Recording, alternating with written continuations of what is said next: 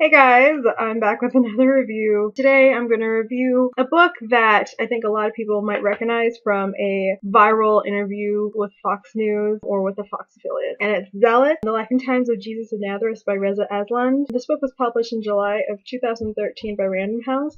It has 296 pages. I think it just recently got to 2,000 reviews on Goodreads. I was kind of surprised it didn't have more, because eventually I wasn't expecting to review it because I thought that more people would have read it by now since it went so viral. I will link the interview below, and it is very cringeworthy. I'm really glad that I reserved this before that interview went viral, so I think I got this book relatively quickly. After the interview, so many people put that on their hope list. So essentially this book is nonfiction, and what the author does is he looks at the historical context for Jesus and the cultural, political, social landscape, especially with the Roman occupation of Jerusalem and how the Romans treated the Jews and exactly what the political environment within the Jewish community. Jesus wasn't the first person ever to be said to be the Messiah. That actually, at that time, there are historical accounts of many people also claiming to be the Messiah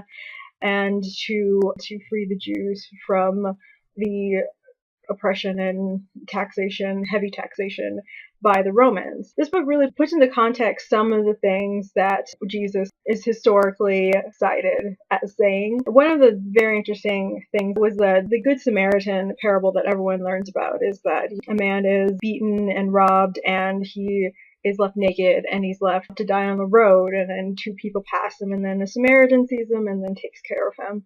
And a lot of people today interpret that as, well, you shouldn't judge a book by its cover, because we think at that time Samaritans were known to be very bad people, I guess, and so that is what we take away from that lesson. But in the real context of the story, the first two people to pass the dying man are Jewish priests. So if you actually heard that story in the context of the social environment of that time, it's less a commentary on not to judge a person by their background and more so a criticism of the corrupt priests. There was a sentiment that the high Jewish priests were corrupt. Reza Aslan also examined some inaccuracies that he perceives in what's stated in the Bible. The Roman occupation, the government did not even really want to acknowledge the Jewish holidays, so the whole scene in which there's a tradition in which on Passover they ask the people, which prisoner do you want freed, to acknowledge their Passover, and they just did not pick Jesus, they picked someone else. Reza Aslan argues that that couldn't have happened because they would have never actually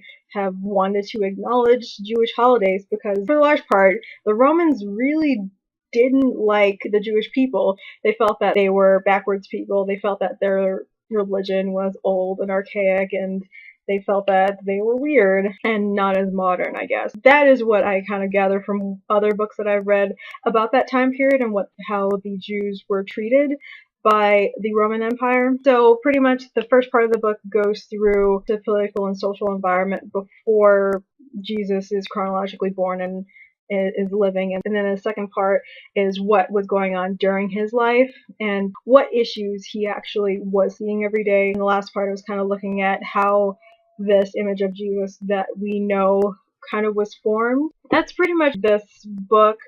I really like the fact that it looked at the social and political environment around Jesus. It kind of read like it was trying to be like a fictional scene, like there's an assassination scene and there is a scene in which, trying to imagine, what Jesus's home life was like, what people looked like. At times it felt like it was trying to say, I'm going to prove to you this should be the right interpretation of these events, or I'm going to prove to you this is what the answer must be. One thing that this book kind of irks me, and it shares a similarity with one of my most hated books, in the fact that it does not have any real footnotes. It does have a section for notes that connects to each chapter, but at the same time, you don't know what part of the text that note is referring to, and also it doesn't really actually have any subscripts or superscripts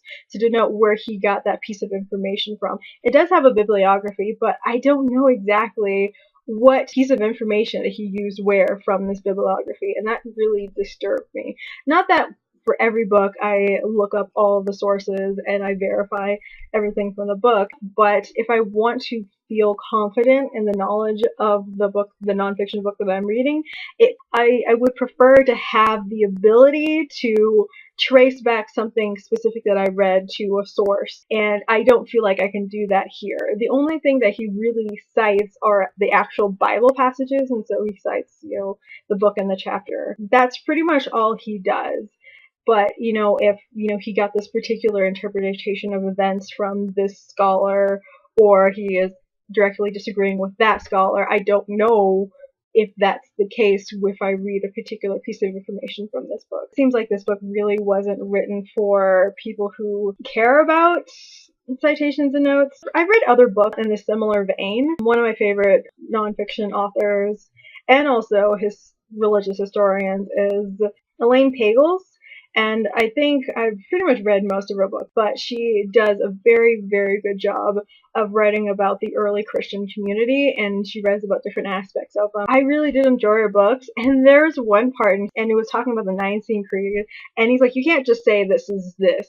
And then it was like, that was what Elaine Pagels' whole book was on, and like, didn't you read it? And I looked at the bibliography, and her book on that topic that he kind of just disregarded was not cited. And it's like, it's a well-known book. I mean, it's won awards and it is well researched. It's not, I don't feel like it's biased in any way. It doesn't try to prove to you anything. I don't know, like, it just seems kind of weird that he didn't read or include the ideas of one of the most famous books on early Christians. So I gave this book, I gave it 3 out of 5 stars. It seemed like the lack of clear citation, and then it seemed like he was pushing to prove a certain viewpoint, and this is in no way approaching Fox News' criticism that he's a Muslim and he's pushing a Muslim agenda.